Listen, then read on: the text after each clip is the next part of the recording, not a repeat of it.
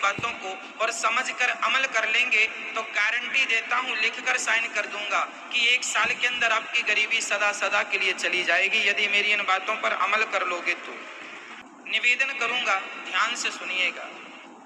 गरीबी के 4 कारण कौन कौन से हैं? द्यूतम, हमारा मन यदि जुआ में लग जाएगा, द्यूतम मीन्स जुआ, यदि हम जुआ खेलने लग जाएंगे इस लालच से कि जुआ से हम लखपति हो जाएंगे, धन्ना सेठ बन जाएंगे, तो देखो ये बिल्कुल कि जुआ खेलने वाला कभी करोड़पति नहीं हुआ, बल्कि जो उसकी खुद की पूंजी थी वो भी बर्बाद हो गई। पांडवों ने जुआ खेला था तो पांडवों का सारा राज्य, कीर्ति, यश नष्ट हो गया कि नहीं? पांडवों ने जुआ खेला था तो 12 साल के लिए उनके जीवन में गरीबी आ गई थी कि नहीं? बताओ। पांडवों ने जुआ खेला तो 12 वर्षों के लिए उनके जीवन में ऐसी गरीबी आई कि जंगल जंगल दर दर की ठोकर खानी पड़ी और मांग मांग के भी खाना पड़ा। तो गरीबी कहाँ से शुरू होती है? जुआ से। यदि आपकी आदत जुआ खेलने की है तो आपकी आने वाली सभी पीढ़ियां जो जुआ खेलती रहेंगी सब गरीब ही रहेंगी। अब मैं जुआ से होने वाले कुछ साइड इफेक्ट बोलता हूँ, नुकसान बोलता हूँ, ध्यान से सुनिएगा। जुआ खेलने में हमारे सबसे पहले बर्बाद होता है हमारा समय। हम बैठे बैठे 2 घंटे, 3 घंटे, 5 घंटे, कई लोग तो 8-8 घंटे जुआ खेलते हैं।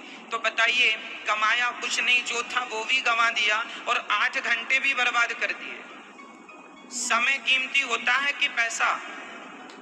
बताइए क्या कीमती है, समय कीमती है या पैसा कीमती है? सोचो कि टीवी वाले 1 सेकेंड 1 करोड़ में बेचते हैं, उनका 1 सेकेंड कितने का होता है? 1 करोड़ का, और आप 8 घंटे व्यर्थ बैठ के गवा देते हैं, जो था वो भी गवा दिया। अब बताइए इससे बड़ी मूर्खता का और क्या परिचय होगा कि समय भी दिया, पैसा भी दिया और उठ के चले आए। यदि आप अपने समय को, अपने भविष्य को संवारने में खर्च किए होते तो आप कुछ भी किए होते, कुछ अच्छा सोचे होते, अच्छा किए होते, कुछ बिजनेस करने का सोचते, व्यापार करने का सोचते, कुछ उद्योग डालने का सोचते, कुछ अपने परिवार, अपने लिए करने का, अपने देश के लिए करने का सोचते, तो आप अपने जीवन के जो घंटे, जो वक्त आपने जुआ में गंवा दिया, यदि उन्हीं समय का आपने सदुपयोग किया होता तो बताइए आपकी गरीबी दूर हो जाती कि नहीं आपके द्वारा? जुआ खेलने से हमारा सबसे बड़ा नुकसान है कि जुआ से हमारा कीमती समय बर्बाद होता है।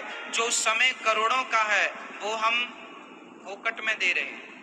इसलिए मेरी प्रार्थना है नौजवान दोस्तों से, भाइयों से, बेटियों से, बहनों से और बड़े बुजुर्गों से, आप अपने समय का बिल्कुल दुरुपयोग ना करें। याद रखना मेरी माँ, सब कुछ दोबारा शायद मिल जाए पर समय दोबारा नहीं मिलेगा।